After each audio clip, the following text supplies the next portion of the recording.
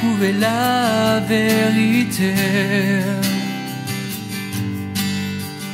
dans ce monde qui veut tout oublier. Le seul récit qu'il a annoncé depuis bien des années. Mais il est encore temps de croire que seule la Bible offre l'espoir. Levons-nous ensemble pour voir sa puissance. Il nous suffit seulement de croire que tout ce qu'elle dit est vrai pour que notre humanité soit sauvée.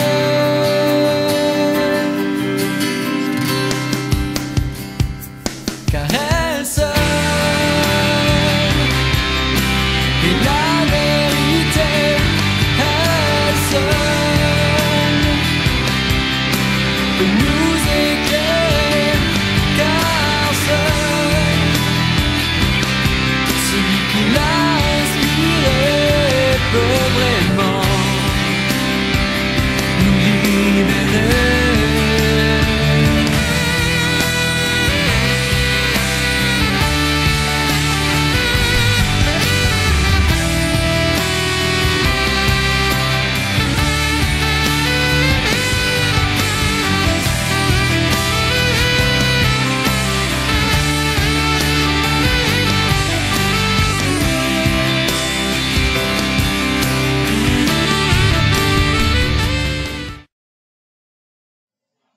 Bien-aimés, le Seigneur ce matin veut nous rappeler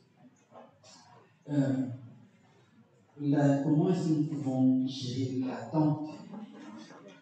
J'ai intitulé ça la gestion de l'attente, mais on peut l'appeler juste l'attente. Quand le Seigneur donne une parole, quand le Seigneur fait une promesse, quand tu reçois un message de la part du Seigneur, une promesse de quelque chose qui va arriver, comment est-ce que nous devons gérer ce temps qui nous sépare de cette promesse à sa réalisation? Parce que Dieu parle, et parce que nous sommes enfants de Dieu, Dieu nous parle. C'est le temps qui nous sépare de la promesse de Dieu pour nous. La promesse à travers une parole, la promesse à travers peut-être un rhéma, c'est-à-dire on retient un rhéma, une révélation que Dieu nous fait. Alors, entre le temps que nous recevons la promesse et sa réalisation, comment ça se gère? Amen. Dieu peut donner la promesse à une personne, peut donner la promesse à une famille, peut donner la promesse à un groupe, à un peuple. Et entre le temps de la promesse et le temps de la réalisation, il s'écoule le temps. Ce temps est variable. Parfois, ce temps peut dépendre de l'attitude du destinataire de la promesse, de la personne à qui on a fait la promesse. Dieu a fait la promesse. Parfois, ce temps est indépendant de ce destinataire de la promesse. Mais dans un cas comme dans l'autre, bien aimé, Dieu continue de nous entretenir. Dieu continue de nous parler. Dieu continue de maintenir la relation qu'il a avec nous. Alors, comment se tenir? Quelle attitude adopter afin d'entrer pleinement en possession de la promesse de Dieu, afin de vivre la réalisation de la promesse que Dieu nous fait? Saisir là où les promesses de Dieu jusqu'à sa réalisation, bien aimée, nécessite de nous une certaine attitude, un certain comportement. Jésus-Christ a parlé dans Matthieu au chapitre 24 de son avènement. Il a dit qu'il reviendra. Et dès le verset 14 et les suivants, il décrit des événements, des circonstances, des événements aussi bien naturels que surnaturels qui surviendront, mais qui précéderont sa venue. Et si on ne fait pas attention, bien aimé, et si on analyse à l'œil ou au regard ou à l'analyse humaine, on est tenté de dire ça y est. À force de scruter le temps, les événements, les abominations annoncées qui sont à leur comble, l'apparition des faux prophètes avec des actions retentissantes. Je dis bien, si on ne fait pas attention, on semblerait d'accord à dire « Ah oui, le jour de l'avènement du Seigneur est là ». On est tenté de dire « C'est proche, c'est aujourd'hui ». Mais le Seigneur continue de nous entendre. Il continue de nous parler, il continue de nous émonder, continue de nous éduquer, continue de nous fortifier, de nous relever.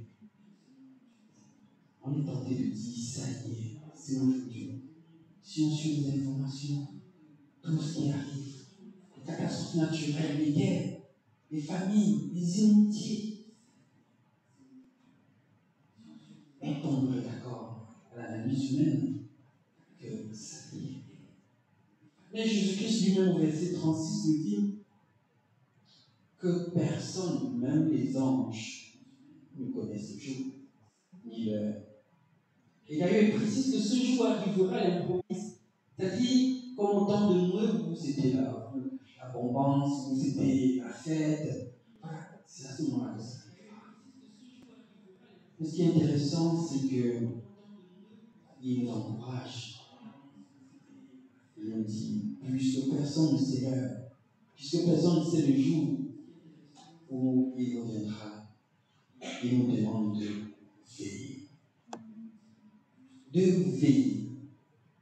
Et je pense que c'est ce qui est important. Parce que parlant de la venue du Seigneur Jésus-Christ, pour certains, c'est déjà clos. Tous ceux qui l'ont précédé, c'est clos. C'est comme si c'était déjà venu. Donc, que ce soit ce matin, ce soir ou dans 1 an, dans 10 ans, dans 1000 ans, ce qui importe, c'est de veiller. Et ce matin, le Seigneur veut nous encourager à veiller. Nous devons veiller. Veiller à notre marche. Veiller à notre relation avec lui. Veiller à notre relation avec notre prochain. Veiller à l'attente. Donc là, c'était une promesse où nous n'avons pas trop un rôle à jouer. Le Seigneur reviendra. Amen. Donc, la promesse, quand elle est faite, on attend sa réalisation. Et c'est normal.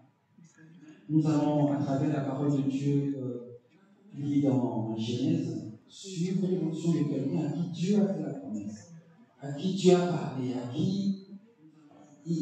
qui il s'est entretenu, et voir comment il s'est comporté pendant ce temps de la vie. Et nous pouvons en tirer les instructions, en tirer les conclusions qui nous seront utiles, je l'espère, avec l'aide du Saint-Esprit que nous. On va lire dans Genèse 13, les versets 14 à 18. La parole de Dieu nous dit ceci. L'Éternel dit à Abraham, après que l'autre se fut séparé de lui, lève les yeux et du lieu où tu es, regarde vers le nord, le midi, vers l'Orient et l'Occident. Car tout le pays que tu vois, je le donnerai à toi et à ta descendance, et à ta postérité pour toujours. Je rendrai ta postérité comme la poussière de la terre, en sorte que si quelqu'un peut compter la poussière de la terre, ta postérité aussi sera comptée. Verset 17. Lève-toi, parcours le pays dans sa longueur et dans sa largeur, car je te le donnerai. Abraham se leva. Abraham leva ses tentes et vint habiter parmi les chiens de Mamré qui sont près du pont, et il bâtit là un autel à l'Éternel. Amen. Bien aimé, les versets qui précèdent nous parlent de différents entre les bergers de Abraham et de Lot. Lot, c'était son neveu avec qui il est parti d'Égypte. Ils sont partis avec tellement de biens, tellement de moutons, de chèvres, d'étaient vraiment très riches que là où ils se trouvaient, ils ne pouvaient pas assez avoir assez de pâturage. Donc du coup, Abraham a proposé à son neveu de se séparer parce que les bergers commençaient déjà à se disputer. Alors, Abraham lui dit, voilà, là où tu es, choisis. Si tu vas à gauche, moi j'irai à droite. Si tu vas à droite, moi j'irai à gauche.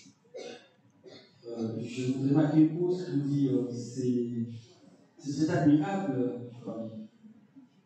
On aurait pensé à la gérontocratie et dit qu'Abraham aurait dit à son neveu, bon, pas de l'autre côté, moi je reste ici. Mais non, il lui laisse le choix. Il laisse le choix, il dit, le pays à nous, le pays à toi. Si tu vas à gauche, moi j'irai à droite. Si tu vas à droite, moi j'irai à gauche. Et le verset 10 nous dit ceci, que l'homme leva les yeux et vit toute la plaine du Jourdain, qui était entièrement arrosée, avant que l'Éternel eût détruit Sodome et Gomorrhe. C'était juste la toise, comme un jardin de l'Éternel, comme le pays d'Égypte. L'homme choisit pour lui toute la plaine du Jourdain, et il s'avança vers l'Orient. C'est ainsi qu'ils se séparaient l'un de l'autre. Abraham habita dans le pays de Canaan, et l'autre habita dans les villes de la plaine, et dressa ses tentes jusqu'à Sodome. Les gens de Sodome étaient méchants et de grands pécheurs contre l'Éternel. Bien, je voudrais faire ici une parenthèse et relever 2 points saillants. La parole de Dieu nous dit que la plaine du Jourdain, qui était entièrement arrosée, c'était un endroit très verdoyant. Et dans notre version, on le compare au Nil, parce que le Nil est l'Égypte, c'est-à-dire c'est un grand fleuve qui arrose toute une plaine et qui rend les terres fertiles. C'est ce que l'on a choisi. Et l'Écriture va plus loin et jusqu'à le comparer au jardin. Jusqu'à le comparer au jardin. De par sa verdure, de par probablement sa richesse végétale pour le bétail et pour les bergers. Et je voudrais ici relever donc deux faits saillants. Le premier, c'est que nous ne devons pas oublier que tout est spirituel. Tout est spirituel. Et même si je suis d'accord, je serai d'accord avec vous qu'il ne faut pas tout spiritualiser. Tout est spirituel. Parce qu'on regarde un champ comme celui-ci, une plaine comme celle-ci, qui est ouverte. À première vue, tout le monde serait d'accord à dire, ouais, c'est là où il est. C'est là où il faut être. Parce que c'est verdoyant, certainement propice au bon pâturage. Tellement bien arrosé à vue d'œil. Que comme je l'ai dit, on le compare au jardin de l'Éternel.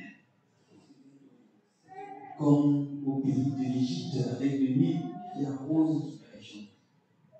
Alors, à la fin, au verset 13, on se rend compte que les peuples qui habitent non loin de là sont méchants. Ils sont grands pécheurs contre Dieu.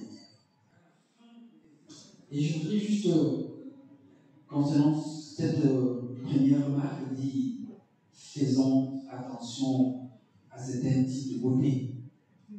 Je ne parle pas d'être humain, même si certains vous seraient juste là. Mais je le dis, certaines apparences sont trompeuses. Certaines apparences sont trompeuses. Voilà une plaine qui est verdoyante, où on est certain qu'il fait bon vivre et qu'il fera bon vivre pour celui qui vient d'arriver. Mais on se rend compte que les habitants sont méchants, ils sont pécheurs contre l'Éternel. La corollaire, la conséquence, ce qui en découle, et c'est la deuxième remarque, c'est qu'il est important, bien aimé, de toujours faire valider ses choix par Dieu. Toujours soumettre ses choix, ou ses impressions, ou ses options à Dieu. Cela, parce que je pense que si Lot avait pris du temps pour dire, bon, je vais consulter le Seigneur avant de choisir, je pense peut-être que le Seigneur l'aurait une belle variante, propice à vue humaine, à vue d'œil, de bon pâturage, et qui s'avère être un pays où les habitants sont méchants, où les habitants sont des grands pécheurs. Ça nous amène, bien aimés, à savoir, même pour nos lieux d'habitation, pour nos quartiers d'habitation, pour nos voisins, pour le lieu où on veut travailler, pour nos collègues, nous devons prier que l'intention bonne, pour que l'atmosphère soit réellement propice. Parce qu'on entend souvent des grandes boîtes, mais même dans les grandes boîtes, il y a souffrance. Et bien aimé, si tu ne fais pas attention, tu peux être celui qui souffre dans une boîte qui prospère. Alléluia. Toujours faire valider ses choix, ses options par le Seigneur. Cela me rappelle quand je quittais la région parisienne, il y a plusieurs dizaines d'années, pour 3. Pour beaucoup de gens, c'était de la folie. Je ne demandais pas de travailler en région parisienne. Je fais mon test, les gens disent, mais attends, tu ne peux pas faire ça. Mais j'avais la peine. Et depuis que je suis en province, je vais de temps en temps à Paris, mais je ne pense pas être prêt à y habiter à l'heure actuelle. Après avoir quitté la province, il me serait très difficile de vivre en région parisienne. Amen. Amen. Donc, attention à ce que nos yeux voient. Nos yeux peuvent nous tromper. Que l'Éternel nous éclaire. Que l'Éternel nous inspire dans nos choix, dans nos options, dans nos aspirations, dans nos impressions. Amen. Amen. Donc, nous étions en train de parler le comportement à avoir pendant l'attente. Et nous étions partis dans Genèse 13 pour voir l'histoire d'Abraham. Abraham qui s'était séparé de son frère Lot, à qui Dieu était apparu et lui avait donné des instructions. Il lui avait dit de se lever, de parcourir le pays dans sa longueur et dans sa largeur. Et au verset 18, la parole dit qu'Abraham leva sa tente. Il leva ses tentes et allait habiter là où le Seigneur va dans le passe. Et c'est là la première chose à faire en période d'attente. En période d'attente, la première chose à faire, c'est d'obéir. Obéir à Dieu.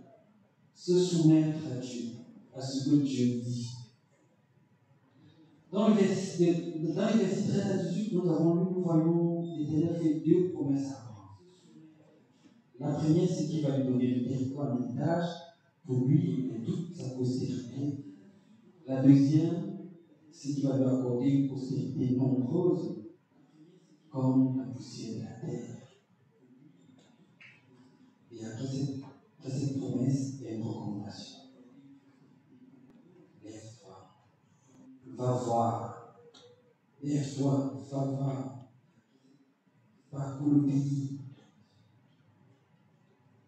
Et Abraham a obéi. C'est le premier pas pour entrer dans l'accomplissement, dans la promesse que Dieu a pour nous. C'est d'obéir.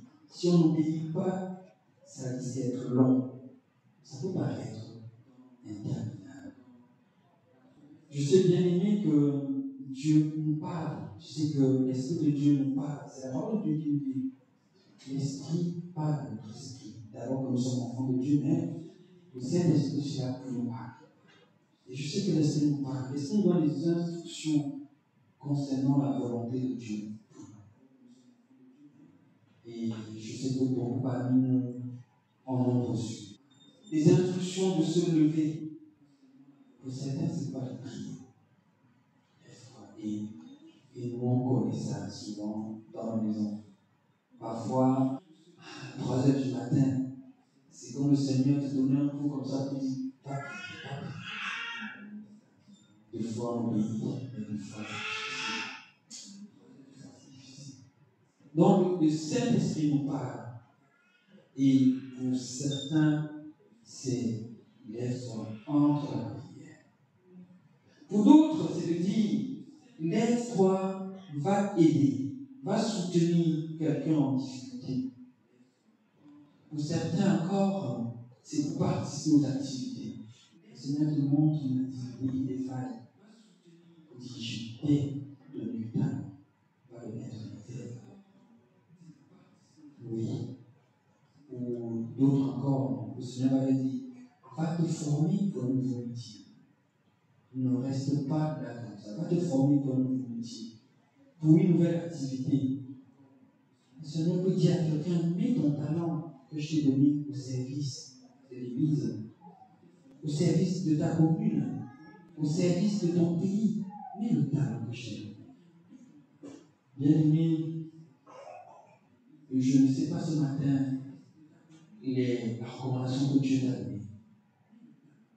Mais je sais que le Saint-Esprit te parle, le Saint-Esprit nous parle, le Saint-Esprit nous parle.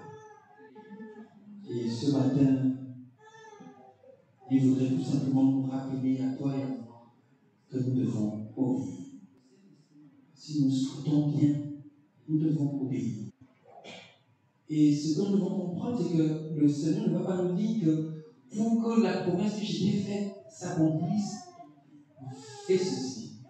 Il a fait une promesse. Et peut-être des jours, peut-être des semaines plus tard, il faut nous donner d'autres instructions. Mais ce que je voudrais vous dire, c'est que c'est le même auteur dont les deux sont liés. Les deux sont liés. Plus tu traînes, plus l'accomplissement est secret.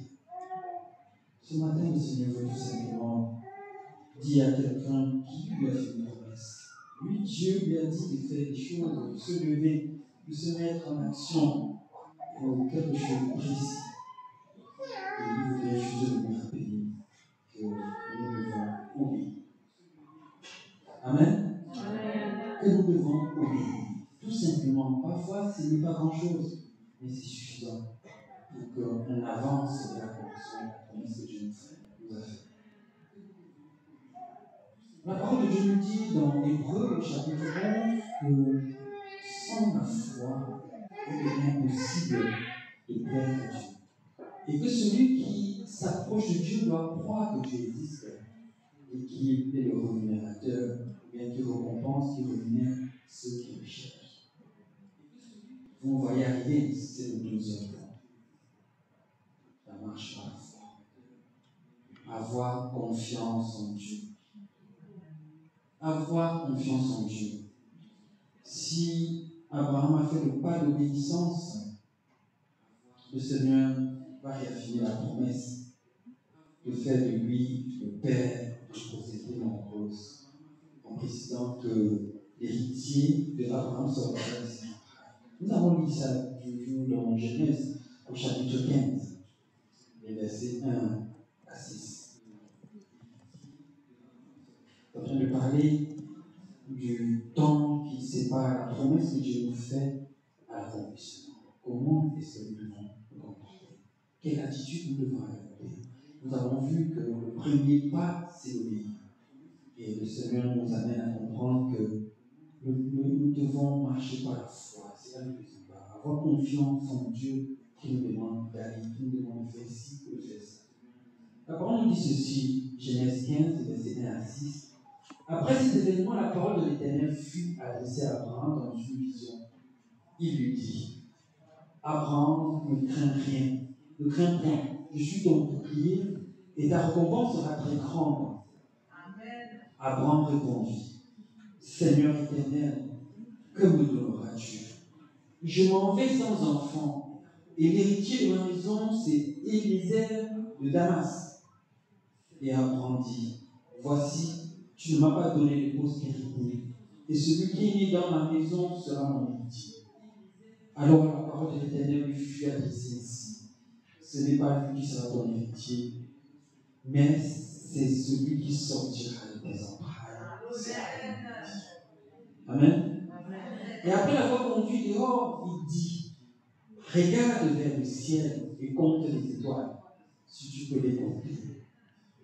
Il lui dit, telle sera ta postérité. Abraham eut confiance en l'Éternel, qui le lui imputa la justice. L'Éternel lui dit encore, je suis l'Éternel qui t'a fait sortir Dieu en Calais pour te donner en possession ce pays.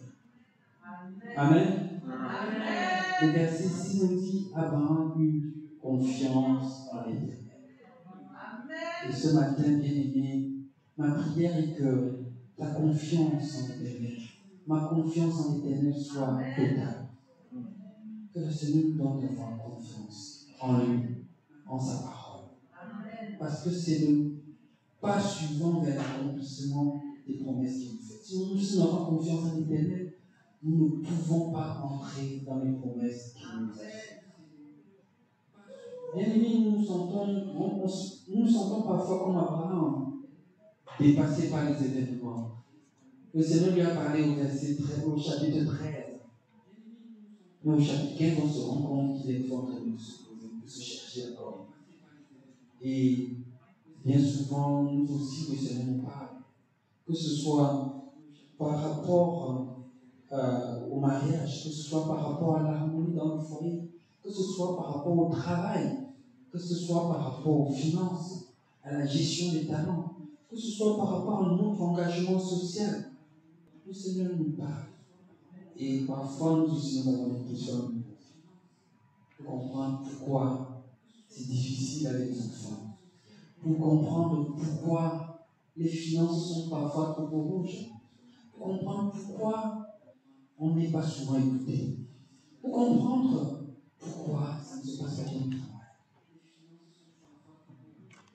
C'est normal. Alléluia. Mais c'est normal de poser des questions. Dieu n'est pas contre. Mais en réalité, bien aimé, est-ce que toi et moi, est-ce que nous sommes prêts? Est-ce que nous sommes disposés à entendre la réponse de Dieu? Est-ce que souvent, ne savons-nous pas où se trouve la réponse et on l'occulte expressément et on revient reposer la question? Et bien comme Abraham, Dieu nous a donné la réponse bien avant, mais les événements nous ont obstrué la vue. Et on voit tellement d'obstacles qu'on oublie qu'il y a celui qui a la solution à ces obstacles. Oui, bien aimé, est-ce que nous sommes disposés à écouter la réponse de Dieu? Et quand bien même on entend la réponse de Dieu, sommes-nous prêts à y obéir? Alléluia. Et quand parfois on obéit, parce qu'il y a obéir et obéir, on nous a raconté une histoire d'un enfant qu'on avait pu. Il n'aimait pas, on dit, mets-toi à genoux en classe. Il résistait. Après, bon, l'institutrice a insisté. Il s'est mis à genoux. Mais il a dit à l'institutrice que je suis plus debout dans mon cœur qu'à genoux. Ce que je veux dire par là, c'est que parfois on oublie de cette façon-là. On dit bon, je le fais quand même. Je le fais sans conviction. Et c'est là parfois la difficulté, là où ça coince. On le fait pour la forme. On le fait pour la forme. Dieu t'a dit d'aller prier. Il faut aller, voilà, comme ça, sans être convaincu de ce que tu dis, ni de ce que tu vas recevoir. Et c'est ça le problème, bien aimé. Ce matin, le Seigneur veut que nous nous souvenions que l'homme heureux, c'est celui qui se confie en Dieu. C'est celui qui place une entière confiance en Dieu. c'est que Dieu est la solution. Que Dieu est celui qui nous inspire, celui qui nous équipe, celui qui sait demain, la journée de demain qui n'est pas encore arrivée. Donc, peut-être aujourd'hui, nous équiper de façon à être meilleurs demain. Oui. Et même si la promesse que Dieu nous a faite, que Dieu t'a fait, ou qu'il m'a fait tarde, attends-la. Même si la promesse tarde, attends-la. Celui qui a dit, la promesse est fidèle. Celui qui a dit, la promesse est fidèle. Et c'est pourquoi, bien aimé, c'est le troisième point, nous avons besoin de patience. Nous avons besoin de patience. Si nous voulons entrer si nous voulons vivre l'accomplissement des promesses de Dieu, nous devons être patients. Patients parce que le temps de Dieu n'est pas forcément le nôtre. Le temps de Dieu n'est pas forcément le nôtre, bien-aimé. Et lui sait à quel moment ce qui nous a promis sera véritablement dit. Nous avons dit, bien-aimé, dans Genèse 16, les versets 1 à 4. La patience. C'est l'une des attitudes que nous devons avoir quand nous voulons entrer, quand nous aspirons à entrer, à vivre l'accomplissement des promesses de Dieu. Genèse 16, les versets 1 à 4. Sarai, femme d'Abraham, ne lui avait point donné d'enfant. Elle avait une servante égyptienne nommée Agar. Et Sarai dit à Abraham, voici, l'Éternel m'a rendu stérile. Viens, je te prie, vers ma servante. Peut-être aurais-je par elle des enfants. Abraham écouta la voix de Sarai. Alors Sarai, femme d'Abraham, prit Agar l'Égyptienne, sa servante, et la donna une femme à Abraham, son mari. Après qu'Abraham eut habité 10 années dans le pays de Canaan, il alla vers Agar et elle devint enceinte. Quand elle se vit enceinte, il regarda sa maîtresse avec lui. Amen. Donc, 10 ans après la promesse, la situation de stérilité de Sarai n'a pas évolué, n'a pas changé. La promesse que Dieu lui a faite, la promesse d'être une nation nombreuse, une postérité qu'on ne peut pas compter, cette promesse ne s'est pas encore réalisée. Et dans cette attente impatiente, Sarai va trouver la solution par des raccourcis. Elle va décider de se charger du problème. Elle va se charger de résoudre ce problème de stérilité. Elle opte donc pour une voie tortueuse. Elle veut aider Dieu à réaliser ses propres projets. Dieu qui a fait les projets, elle veut l'aider à les réaliser.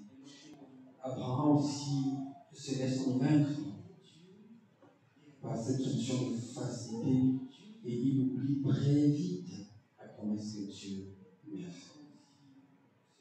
Bien-aimés, parfois nos vies, notre quotidien ressemble à cela.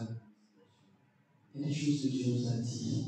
Peut-être quand on était encore célibataire, il a dit, tu auras des enfants.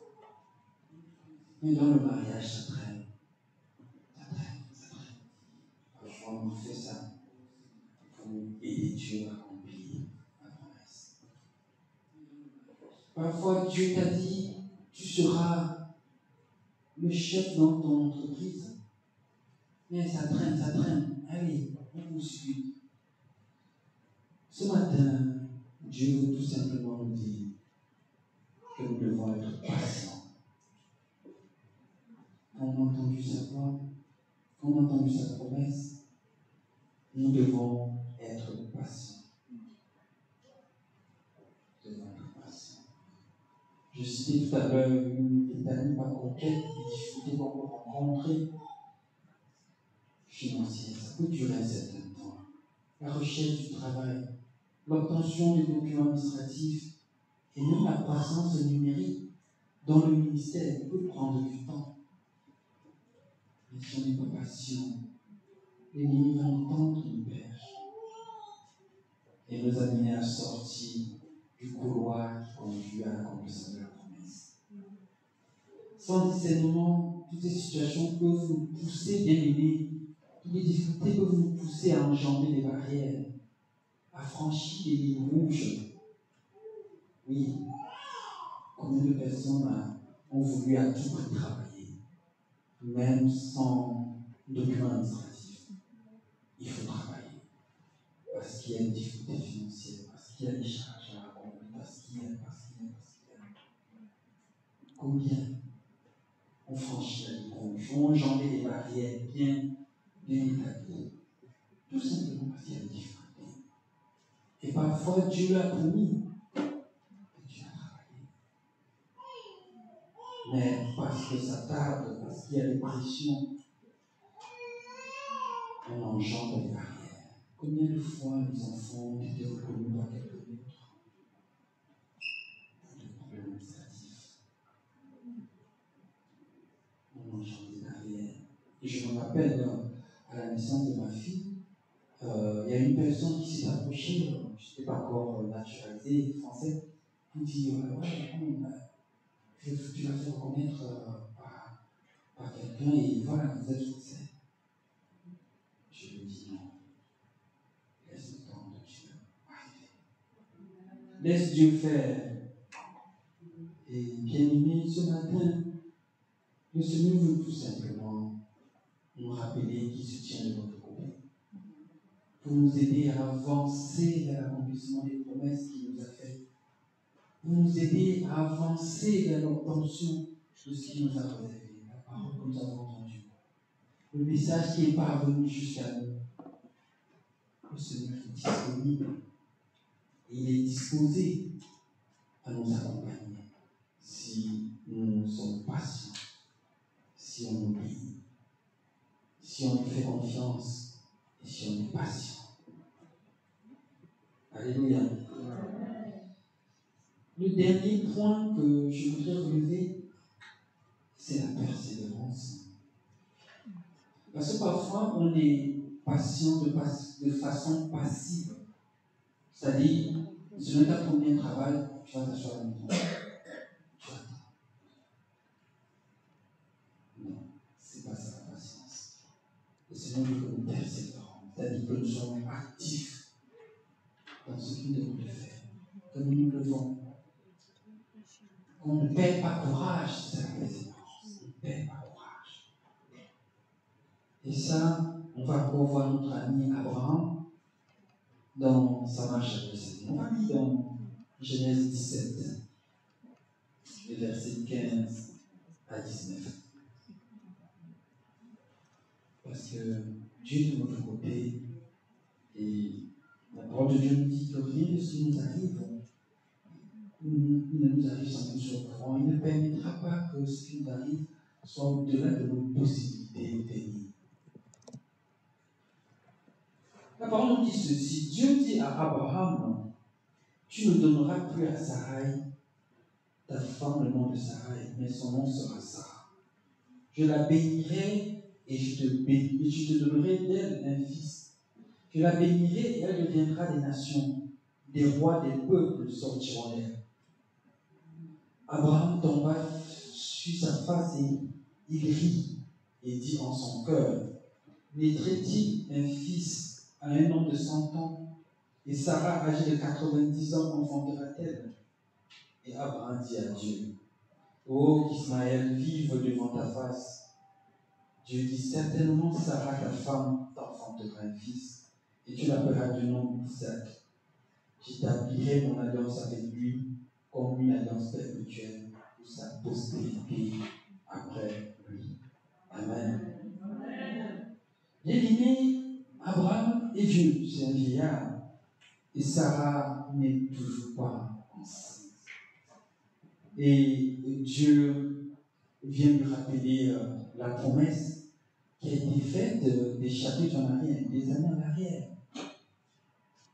Et ce rappel de promesse l'amuse un peu. Il rit, tout simplement. Et il n'a pas compris que Dieu, que rien n'est impossible à Dieu. Que rien n'est impossible à Dieu. Il a baissé les bras. Il a perdu courage. Et comme nous souvent, je dirais, Abraham est à l'école de Dieu. Et comme la plupart d'entre nous, ça nous arrive aussi, il n'a pas encore retenu la leçon intitulée Rien n'est impossible à Dieu. Il n'est pas encore sous chapitre intitulé Tout est possible à celui qui croit. Oui, Abraham regarde à ses capacités, à lui, à ses capacités physiologiques, à celles de son épouse. Et bien aimés, nous savons que à chaque fois que nous voulons nous regarder comme une source, on se rend compte, si on ne s'appuie pas sur Dieu, on se rendra compte à un moment ou à un autre, du moins si on est sincère, qu'on est incapable et qu'on est utile à peu de choses. Je ne suis pas en train de dire qu'on ne sert à rien. Je suis en train de dire que ce qu'on fait ait de l'impact, nous devons nous appuyer sur Dieu. Nous devons compter sur Dieu. Les propos d'Abraham dans ce passage traduisent un épuisement. Il est fatigué. Il est fatigué. Oui, bien souvent, nous voyons la réalisation des projets de Dieu avec nos capacités. Dieu dit, ouais, vous aurez la vie de droit, vous allez parler aux gens à droit, ils vont connaître le Seigneur. Vraiment, tout petit nous. Qui t'a dit que tu es petit? Le Dieu qui est en toi est grand. Le Dieu qui est en nous, en moi et en toi est grand. Et c'est ça qui compte. Oui, c'est vrai que si tu comptes sur tes capacités, elles sont insignifiantes. Nous devons voir, bien aimés, les capacités de Dieu qui agissent en nous. Les capacités de Dieu qui agissent en nous. C'est pour ça qu'il est important que Dieu prenne sa place. Il faut être libre d'agir. S'il n'est pas à sa place, ça risque d'être des incantations qu'on va faire. Parce qu'il faut que Dieu soit à sa place. Dans nos vies, si Dieu est à sa place, alors il devra agir à travers nous. Chaque fois, bien aimé, que nous nous détournons des capacités de Dieu, soyez-en sûrs, nous allons échouer. Nous allons échouer. Oui, ce matin, peut-être ton attente ne date pas d'une vingtaine d'années comme celle d'Abraham, mais peut-être de quelques jours, peut-être d'hier, de quelques semaines, de quelques mois, de quelques années. Mais la parole de Dieu reste la même. Le Seigneur t'invite à tourner le regard vers lui, à chercher en lui la solution à toutes les difficultés que tu rencontres, la solution, bien aimée, à tous les problèmes que ta famille connaisse, que tu connais au travail, que tu connais dans le quartier. Le Seigneur vous fait de toi une source qui bénit tous les droits. Que tu sois quelqu'un qui enrichit, parce que nous n'aurons pas le Seigneur. Quelle que soit, bien aimé, la taille de ta situation, quelle que soit la hauteur de ton cas ou la profondeur de ton problème, regarde à la promesse de Dieu. Tant qu'elle ne s'est pas encore réalisée, attends-la. Attends-la. Il a dit qu'il ne t'abandonnera pas, qu'il ne te délaissera pas. Il a dit que si tu lui demandes, il te donnera des bonnes choses, des choses meilleures qu'un parent humain peut donner à ses enfants. J'essaie un peu de paraphraser Matthieu 7, verset 11. Il dit que si vous les humains, vous savez donner les plus bonnes choses à vos enfants, à plus forte raison, moi, le Père, je vous en donnerai. Nous devons regarder à la promesse. Et là où nos contemporains vont parler d'impossibilité, possibilités, nous allons regarder les possibilités de Dieu. Là où on va nous dire défaite, échec, nous allons regarder à la victoire que le Seigneur a remportée pour nous. Là où on va nous dire maladie, on va se lever, on va saisir la promesse de guérison que Dieu donne. Là où on va parler de chômage, on va se lever pour saisir les clés de la formation, les clés du travail. Là où on va parler de tristesse, d'insomnie, de dépression, on va saisir la joie de Dieu. Bien-aimés, ce matin, le Seigneur ne veut pas que nous dormions sur nos lauriers, une fois informés de ses promesses. Il ne nous demande pas d'être oisifs et laxistes. Il veut une fois encore nous rappeler ce passage de Josué 1 qui nous dit, qui nous définit dans les versets 5 à 9 les conditions de la réussite. La parole de Dieu, c'est dans la bouche. Il faudra méditer nuit et jour. C'est alors que tu réussiras dans tes entreprises. Dans tes entreprises. Dans tes entreprises. Les conditions de la réussite. Bien-aimé, à Abraham, le Seigneur lui a demandé de se lever et de marcher, d'aller, de parcourir le pays. La parole ne nous fait pas de précision sur la distance, sur la durée de ce voyage, de ce déplacement, encore moins sur les conditions climatiques. Mais si on veut un peu se refaire à l'histoire, les conditions de déplacement de l'époque, on est tenté de dire que ce ne fut pas une situation simple pour lui. Je ne voudrais pas dire que les situations que le Seigneur nous demande peuvent être parfois des situations qui demandent de l'effort. Soyons prêts à consentir. Amen. Peut-être à toi, ce n'est pas la marche que le Seigneur te demande d'entreprendre, ou que la promesse qu'il te fait n'est pas de te lever et d'aller t'attendre ailleurs. Mais comme j'ai dit en l'introduction, peut-être qu'il veut juste que tu te lèves dans la prière. Il veut juste que tu te lèves dans l'évangélisation. Il veut t'amener à mettre en pratique l'amour qui t'a inculqué. Que son amour, l'amour de Dieu, que tu fasses répandre autour de toi. Il veut que tu mettes en exercice, en exergue, au profit des autres, le don qu'il t'a donné. Oui, tu le sais. Et si tu l'as oublié, tu peux lui demander dans la prière. Ça peut parfois paraître faux, tu dis, ben oui, le Seigneur m'avait dit, mais bon, il est fier. Rapproche-toi de lui, il va te replacer. Ce matin, le Seigneur nous dit, à moi le premier, à toi également la même parole qu'il a dit à Abraham dans Genèse 18, verset 14.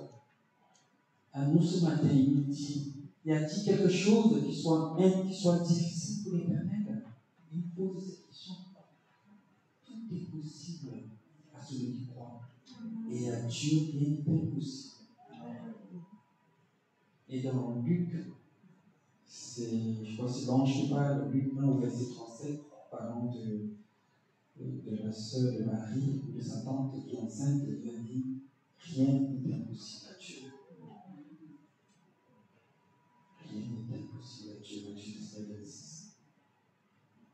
Bien-aimés, je vais nous inviter à nous tenir debout.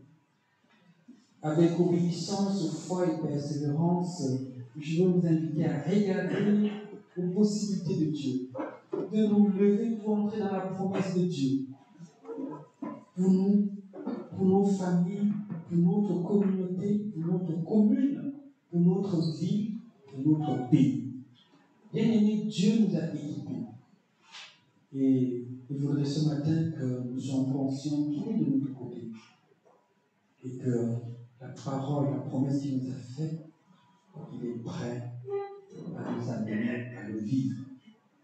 Je veux tout simplement que nous baissions la tête et que nous nous adressons à Dieu. Il faut bénir, se lever. Il faut faire confiance en Dieu dans la foi.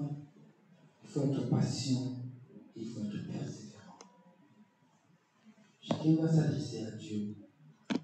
Peut-être tu as déjà entendu une parole. Peut-être tu n'as jamais entendu. Demande-lui qu'est-ce que tu peux faire pour lui. Qu'est-ce que tu peux. Comment est-ce que tu peux être utile dans sa maison. Nous allons prier. Oui, Seigneur, je veux te bénir parce que ta parole nous rassure que tu es l'auteur de tout don parfait.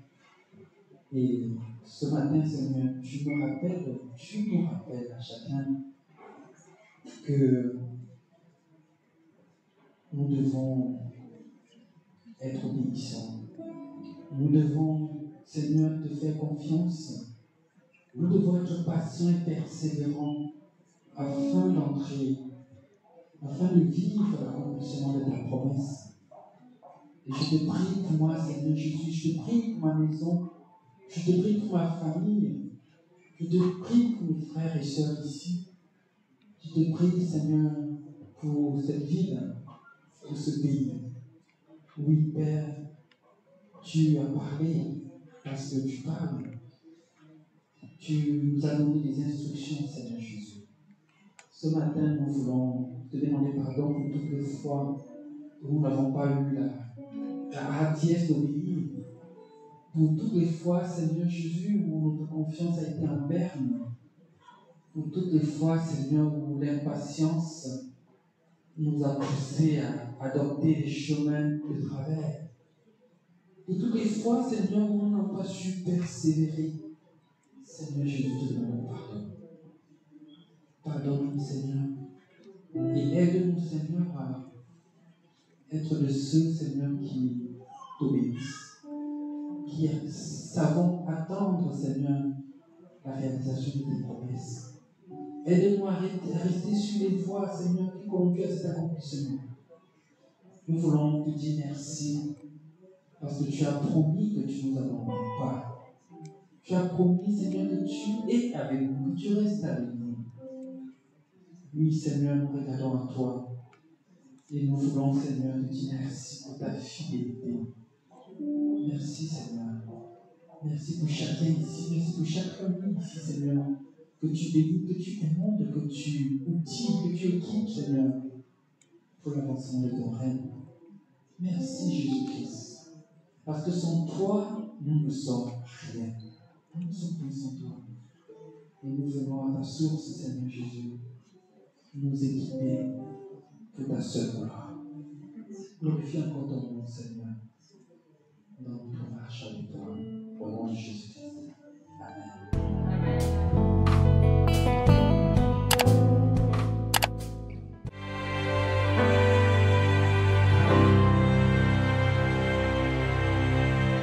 La joie est dans mon cœur de vivre ces moments. Oui, c'est le vrai bonheur, un jour si important. La joie est dans mon cœur, je le dis en chantant. Je ne veux pas être ailleurs, car Jésus est présent.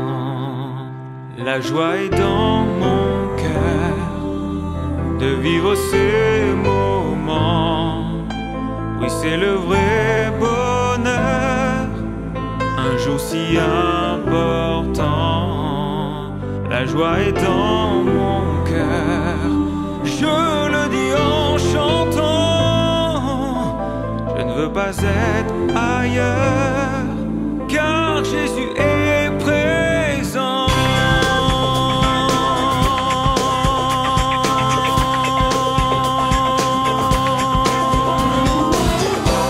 La joie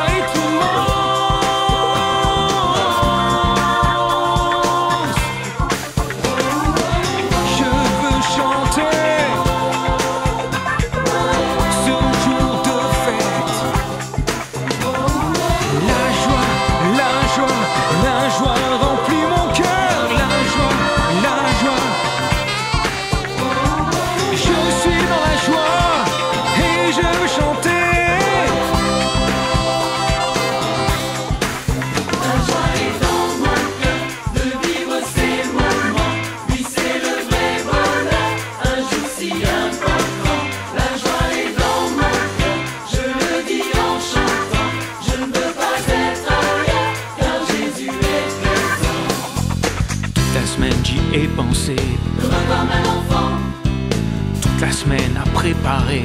Célébrons cet instant. Jour de fête, jour d'allégresse, jour de bonheur, jour de ferveur. Nous sommes